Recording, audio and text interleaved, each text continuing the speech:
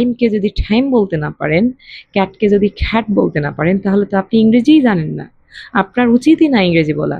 তারা ডিরেক্ট বলে না, ইনডিরেক্টলি আপনার ব্রেনকে এটাই সংকেত দেয়। ওয়ালাইকুম, আশা করি সকলেই ভালো আছে। আমি আমার অবজারভেশন থেকে কথা বলবো যে আমরা আহ, বাংলা বলতে পারলে কেন ইংরেজি বলতে পারি না এত বছর পড়ার পরে।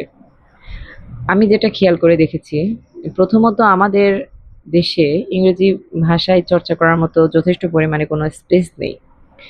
দ্বিতীয়ত এটা একটু ভাবলেই আমরা বুঝতে পারি। যেমন ধরেন, বাংলাটাও কিন্তু আমাদেরকে শিখতে হয়। এটা আমাদের মাতৃভাষা হলেও আমাদেরকে শিখতে হয়েছে। বাংলা অঞ্চল ভেদে নানান জায়গাতে নানান ধরনের বাংলা উচ্চারণ হয়। যেমন চট্টগ্রামের ভাষা, নোয়াখালীর ভাষা কি একদম আমরা যেরকম বইয়ে পড়ি সেরকম ভাষা? আসলেই নয়। তাহলে চট্টগ্রাম, নোয়াখালীর মানুষ, বগুড়ার মানুষ কিভাবে ওই ভাষাটাকে পরিবর্তন করে বইয়ের ভাষায় কথা বলে? অবশ্যই তাকে এটা শিখতে হয়েছে। কিন্তু আমরা এটা পারি, কারণ প্রতিদিন আমাদেরকে এই কথাগুলো বলতে হয়। আমরা একটু চেষ্টা করলেই বইয়ের মতো করে হয়তো কথা বলতে পারি। কিন্তু আমরা ইংরেজি পারি না, কারণ আমরা অনেক কিছু জানার পরেও ইংরেজি কোথায় কথা বলবো এরকম আমাদের কোনো জায়গা নেই। আমরা একটু বলার চেষ্টা করলে সবাই আমাদেরকে শো অফ বলে টিটকারি করে।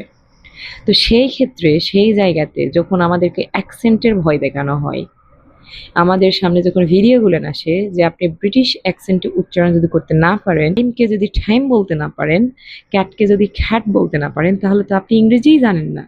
আপনার উচিতই না ইংরেজি বলা। তারা ডিরেক্ট বলে না, ইনডিরেক্টলি আপনার ব্রেনকে এটাই সংকেত দেয়।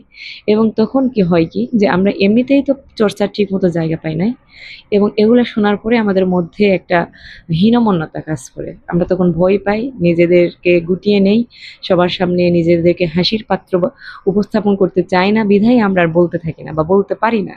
আমরা বলি না, আমাদের ভুলগুলো আমরা শুধরেও নেই না। তো এই যে বিষয়, অথচ ইংরেজি কিন্তু একটা ইন্টারন্যাশনাল ল্যাঙ্গুয়েজ, পুরো বিশ্ব জুড়ে আন্তর্জাতিকভাবে স্বীকৃত একটা ল্যাঙ্গুয়েজ। আপনি এটা কমিউনিকেশন স্কিল হিসেবে দেখবেন, আপনার কথা বুঝতে পারছে কিনা এটাই জরুরি প্রথম দিকে। তারপরে অবশ্যই আপনি অ্যাকসেন্টের দিকে গুরুত্ব দিবেন। আপনি যত সুন্দর উচ্চারণ করবেন, ততটাই আপনাকে শ্রুতি মধুর লাগবে, আপনার কথা শুনতে ভালো লাগবে, ভালো কমিউনিকেটর হতে পারবেন। কিন্তু তাই বলে কি আপনার ভাষা আপনাকে বলাই যাবে না এরকম নয়, বা আপনি ভুল বলছেন তাও নয়। আপনার কথা কতটা মানুষ বুঝতে পারছে এটাই জরুরি। আপনার ইন্ডিয়ান অ্যাকসেন্টে কথা বলেন। আমাদের দেশের বিখ্যাত ব্যক্তি ডক্টর মোহাম্মদ ইউনুস, উনিও কিন্তু আপনার ব্রিটিশ অ্যাকসেন্টে কথা বলে না, নর্মাল ইংলিশ অ্যাকসেন্টেই কথা বলে। এবং গুগলের প্রতিষ্ঠাতা, সরি নামটা আমার মনে পড়ছে না, উনিও কিন্তু ব্রিটিশ অ্যাকসেন্টে কথা বলে না। এবং চায়না পৃথিবীর সব থেকে উন্নত দেশ, যেখানে আপনি চায়না ভাষাটাকে ওনারা কিন্তু গুরুত্ব দিয়েছে। আপনাকে ইংরেজি ইংরেজি খুব একটা ওনারা জানেই না। আপনার ওই দেশে কমিউনিকেট করতে হলে মাস্ট বি আপনাকে চায়না জানতে হবে। তো এই যে আমাদের ব্রেনে এক ধরনের প্রেশার ক্রিয়েট করা, আমাদের ভুল মেসেজ দেওয়া, আমাদের শেখার পথটাকে কঠিন করে দেওয়া, এই জিনিসটা থেকে বেরিয়ে আসুন। আপনার নিজেকে বেরিয়ে নিয়ে আসুন, ভেঙে বের করে নিয়ে এসে সহজ করে নেন। আপনি ভেঙে ভেঙে সহজ করে শিখেন, নিজে শিখেন, বাচ্চাকে শেখেন। আপনার বাচ্চা যদি থাকে, আই গো ইউ গো থেকে শুরু করেন, আই ইট ইউ ইট থেকে শুরু করেন। হ্যাঁ, আপনাকে ওই যে পেনকে ফেন বলতেই হবে, তা নাহলে আপনার ইংলিশ হচ্ছেই না, এটা এটা ভাবার কোনো অবকাশ নেই। পেন বলার পরে যদি কেউ বুঝতে পারে যে হ্যাঁ এটা পেন বলছে, ফেন বলার পরেও যদি বুঝতে পারে হ্যাঁ এটা ফেন পেন বলছে, তাহলে আপনি অ্যাজ এ গুড কমিউনিকেটর।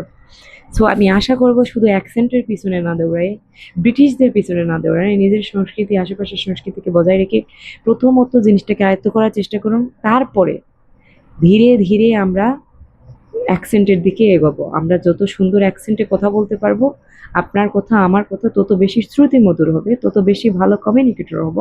আমরা তত বেশি অপরচুনিটি অর্জন করব যে ভালো ভালো প্ল্যাটফর্মে কথা বলার। অবশ্যই এটা ওয়ার্ক করে, বাট তার মানে এই নয় যে আপনি এটাকে একমাত্র প্রাধান্য দিয়ে আপনি একদম শেখাটাই বন্ধ করে ফেলবেন। সো আপনি শেখাটাকে অব্যাহত রাখেন, এগুলো সব কিছু মাথা থেকে ঝেড়ে ফেলে দেন।